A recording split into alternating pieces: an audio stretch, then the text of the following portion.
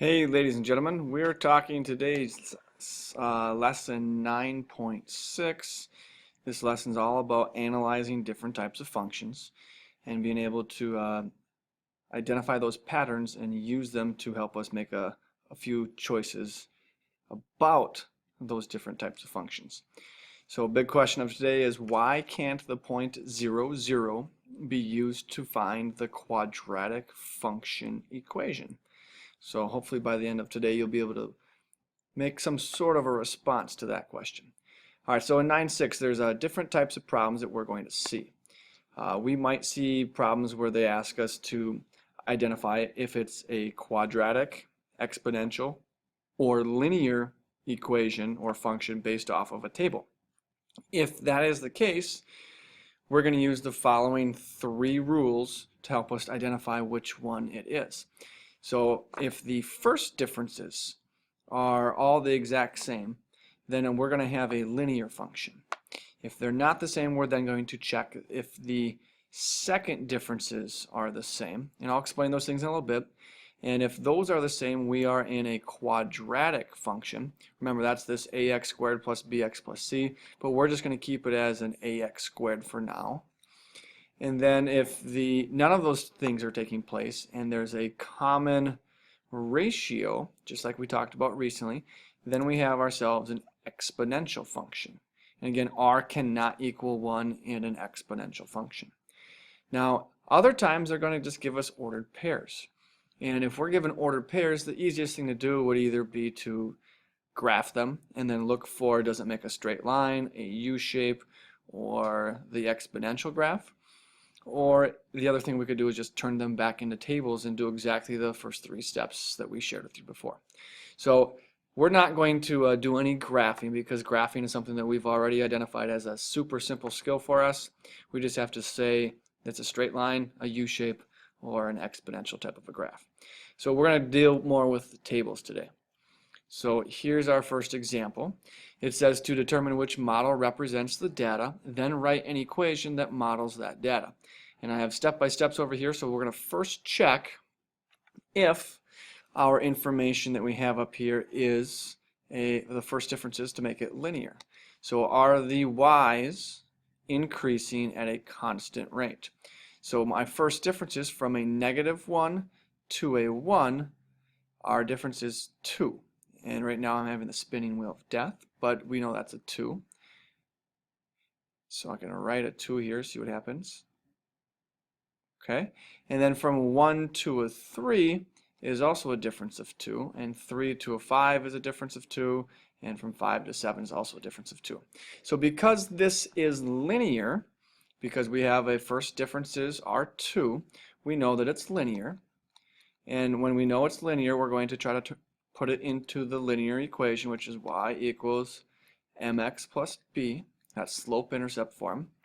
And we have a slope of 2 because we're going up by 2 and the x's are going up by 1. So that's 2 over 1 because the rise over the run.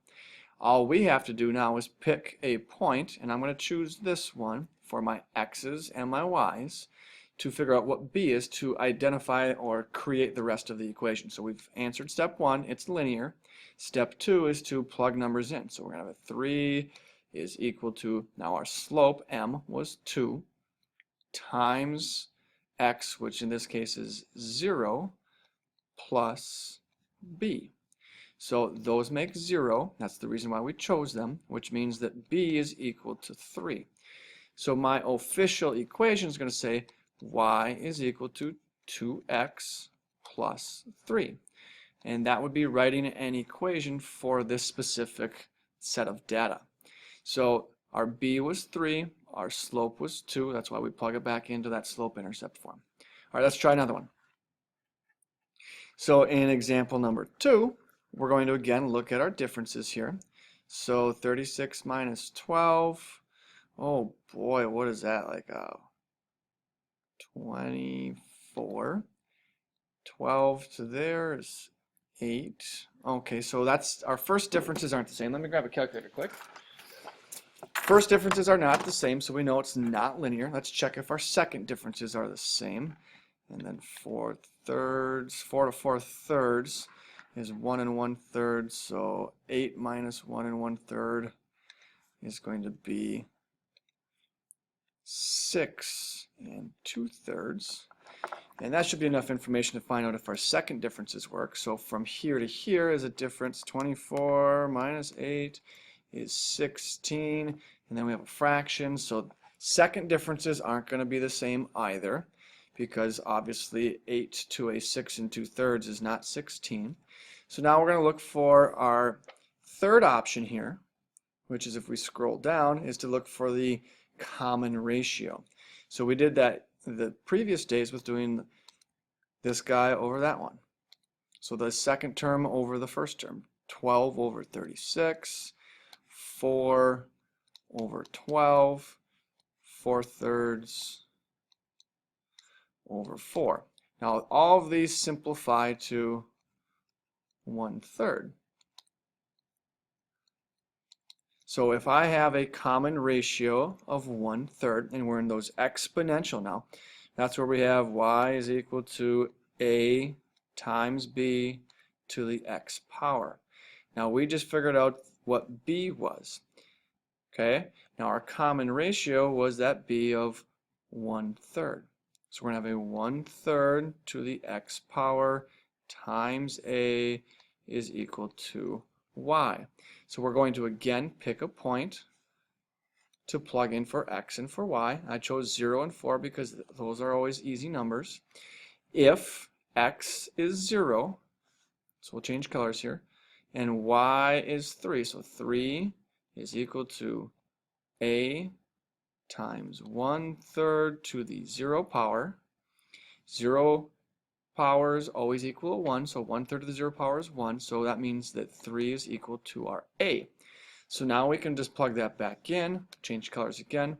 My official answers are, this is exponential, and that I have the equation of y is equal to a 3 times 1/3 to the x power.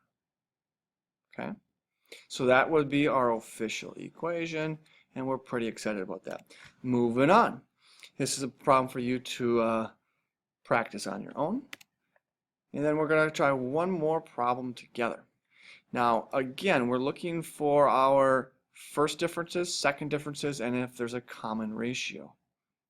Okay? So again, we're going here, going to here, going to here, going to here. First differences was 7, and then this is obviously different here. 64 minus 8 is 56.